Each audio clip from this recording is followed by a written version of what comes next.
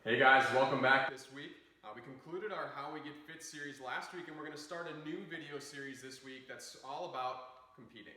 So the idea behind this series is that we're going to give you some tools and tactics that you can use to improve performance, regardless of whether this is for yourself in your sport or competitive endeavor, or if this is for your child, or maybe for the players that you coach or the athletes that you coach.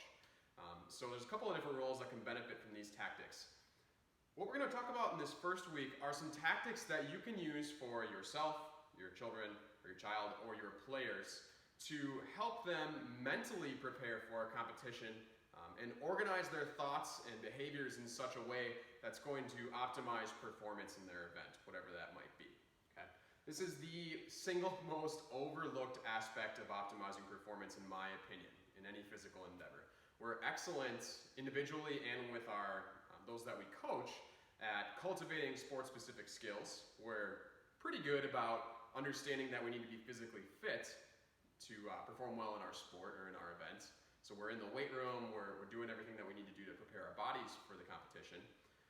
And we're okay, generally speaking, as a culture, about understanding that we should probably eat well in order to compete at a high level. However, one thing that we're not really talking about is how to mentally approach competition, how to cope with the anxiety that comes along with high levels of competition, or at least pressure that we put on ourselves, or pressure that we're perceiving from that others are putting on us. Okay? This is especially important at the youth levels, where we have kids under the age of 18 who aren't necessarily being given the tools to help them understand how to cope with stress or pressure. And I think any parent who has children at the youth level has either been exposed to via their own child or has just seen or heard from other parents what it's like to have a child in a sport these days, even at the middle school levels, and understand the pressures that go along with that and how intense the sports are getting these days at the youth level. We're not doing a lot as a society to help kids cope with that. We sort of take for granted that there are some kids that handle stress better than others. Okay? And that it's like this inherent characteristic that you're just born with. And some kids can handle the pressure, some kids can't. That's not necessarily the case. Handling stress can be a learned skill. There are tactics that you can use to improve how you handle stress, and in doing so, improve performance not only in your sport, but also in anything in life that can be stressful. All right, so that's kind of setting the stage for this. I'll step off my soapbox about youth sports for a minute. 3 tactics that we're going to talk about today. And these are very simple to use. These are things that you can use in your own life very easily, or that are easily relayed to the athletes that you coach or in your own children. You can help any athlete or even yourself with all of these tactics very easily. Okay? And they're easy to understand and implement. Tactic number 1, practice and routine. So these are kind of separate, but they're related, which is why I keep them as one point. The reason practice is up here is not because it's obvious that you need to practice. I think everybody knows that. But there is obviously a tangible connection between how often or how much you practice the skill, and then how effortlessly you can perform that skill without thinking in the actual competition. So it's not just to say that the practice in and of itself, the frequency of practice, is what's going to improve performance. That's obvious. What I particularly want to touch on is how you practice. Are you replicating the conditions of your competition closely in your practices? I'll use an example of weightlifting. So if you have a weightlifting athlete who competes maybe 3 to 4 times a year, okay? In a weightlifting competition, typically you're going to know what time of day you're lifting. You're going to know how much time you have between when your athlete is going to weigh in, or when you are going to weigh in yourself, and when you're going to be expected to compete. Okay, so you know the uniform, you know the platform that you're going to be lifting on. So there are some things that you have an understanding of ahead of time that we can use in practice to make ourselves mentally more prepared to compete when it comes to training, when it comes to the day of the competition. So what I would recommend is that for that weightlifting athlete, and most weightlifters do this in preparation for a competition, is ensure that you're taking some training days and replicating the conditions of your competition. Okay? And that might look like coming in on the exact same day of the week to train that your competition is going to be on, so it's on a Saturday, go in on a Saturday to the gym, go about your day like it's the competition day. So all the way down from what you eat for breakfast in the morning, what you do to kind of lie low and just calm yourself down prior to the competition, what time you arrive at the gym, what you're going to plan on eating between weigh-in and actual competition time, what you're going to wear in the competition, what shoes you're going to have, what's your singlet going to look like. These are weightlifting examples, obviously, but they can be applied to any sport. Okay? What's your warm-up going to look like going up to the competition or going up to the actual time where you're going to lift? These are all things that should be replicated in practice so that the athlete, when it comes to the time of the competition, is able to feel confident in that they've done this before. They've followed this progression of behavior up to the competition and they had a successful result in and of that day. The only difference is going to be, in this case, how many people are watching them.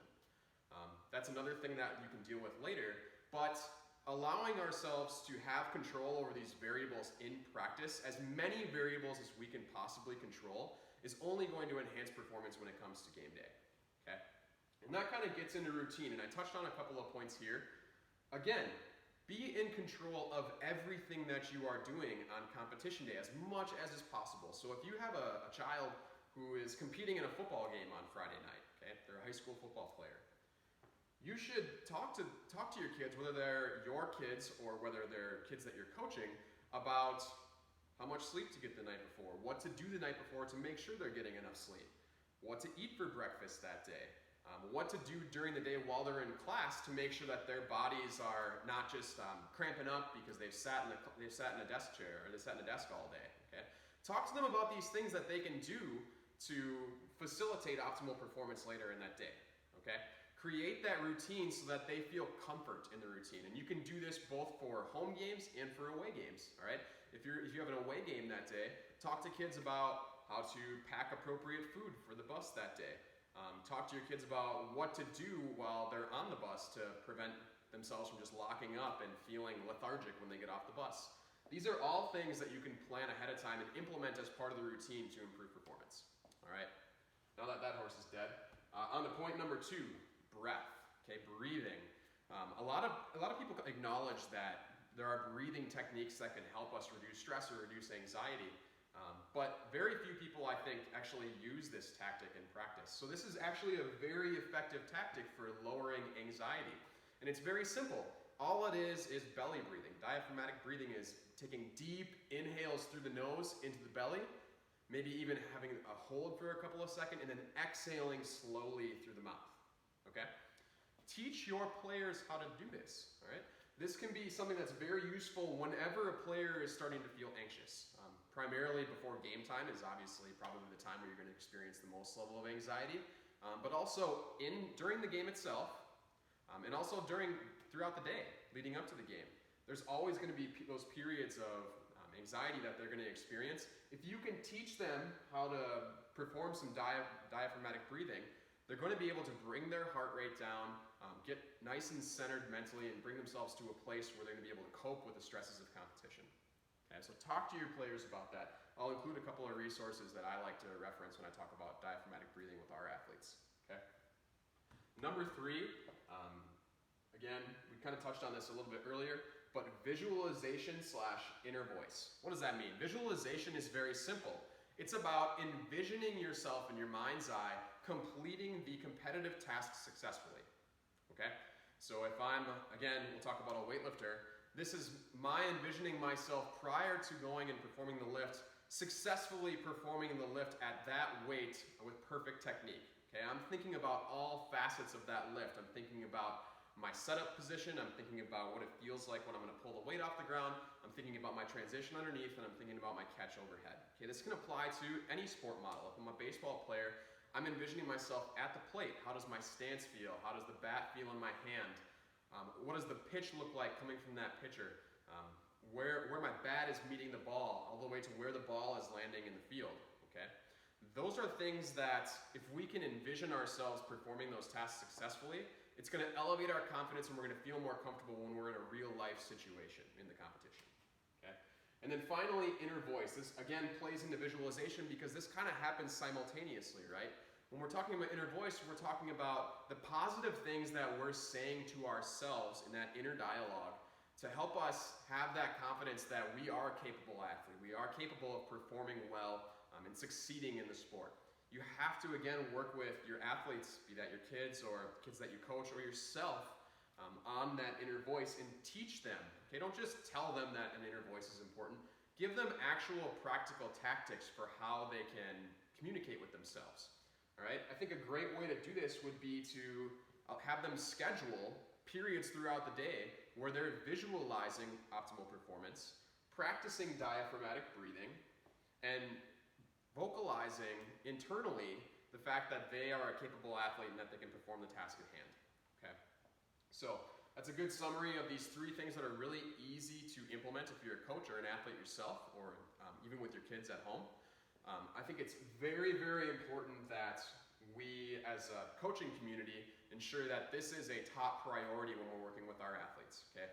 In order to see optimal performance and take advantage of all the hard work that we're putting in practice and in the weight room outside of that, the mind is in control of performance at the end of the day. The body is capable of only what the mind is capable of executing, all right? So don't let the mind be the limiting factor in your performance or those of those that you coach. All right? Hopefully that makes some sense, guys. Let me know comments as always. We'll be back next week with another competition topic.